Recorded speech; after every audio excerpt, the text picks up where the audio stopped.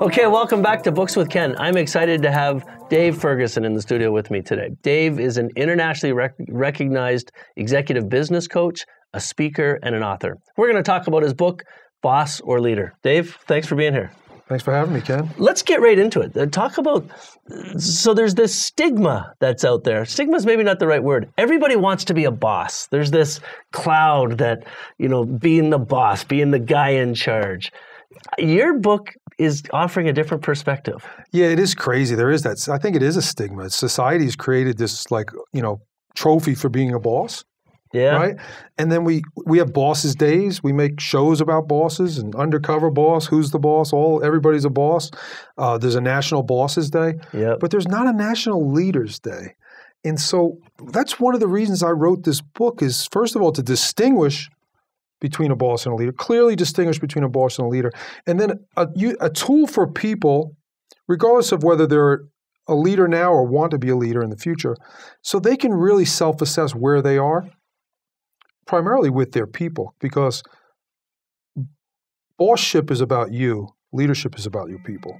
So that would be the first thing that would naturally come to mind for me is, what is a leader? Well, simply put, you just keep going. It's going to switch to the other camera. Simply put, a leader is someone that has followers. That's the simplest form. Someone that has influence that can get people to follow them. And so people can lead for great reasons, and people can lead for some really bad reasons, which we've seen in history. So, Dave, I've had a chance to do a little cyber stalking of you. You are an incredibly busy leadership coach. You coach senior executives in major corporations, heads of state. You're all over the world. Take me back to before this. How did you end up in such a unique position in life? Well, it's funny, hey, God takes you on a lot of different paths, and I've always been a person to believe to follow the mission He has laid out for me. And so I being an executive in the corporate world, I honestly spent many of my early years as a boss. And then I had a mentor and a leader in the organization kind of give me a wake-up call one day. And he really spent a lot of time helping me develop as a leader. And he passed several years later.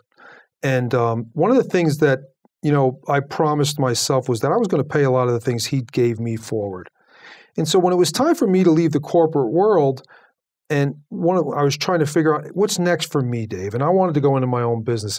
It was almost a natural fit for me to go into the coaching business because I really had considered, probably the last 10 years of my corporate life, I really considered myself as a coach. And to look at that in the corporate world, I became someone that believed in personally developing people, not just professionally developing people. And as a coach, really, that's what we're supposed to do. Right. The greatest books that I've ever read are always remembered for one main point.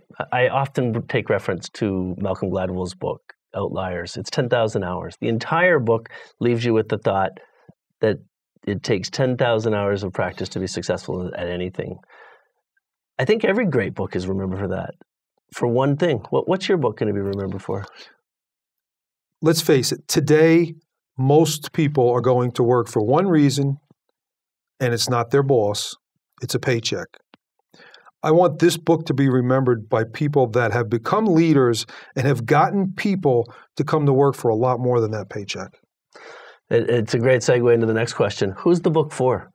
The book is for someone that's in a leadership position now, which as we know, leadership position is the lowest level of leadership, or someone that inspires to be a leader.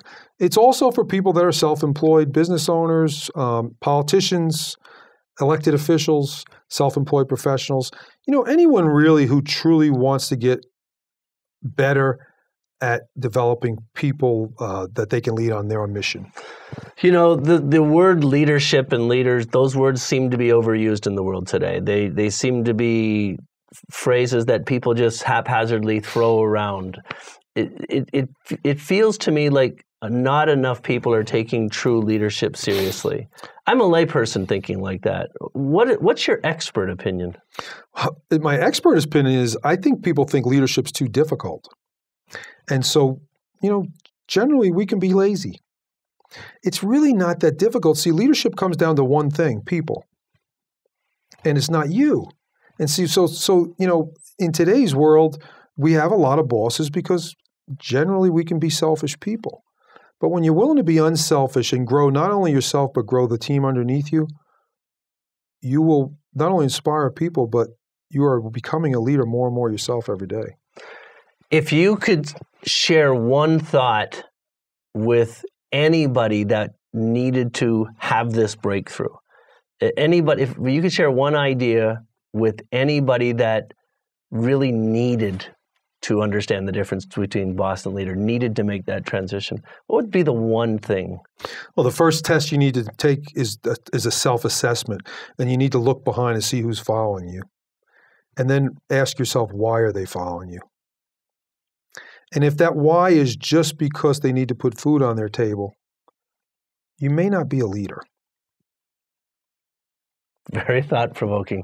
My name is Ken Dunn. This is Books with Ken, and I've been here today with Dave Ferguson, international executive business coach and author of an amazing book, Boss or Leader.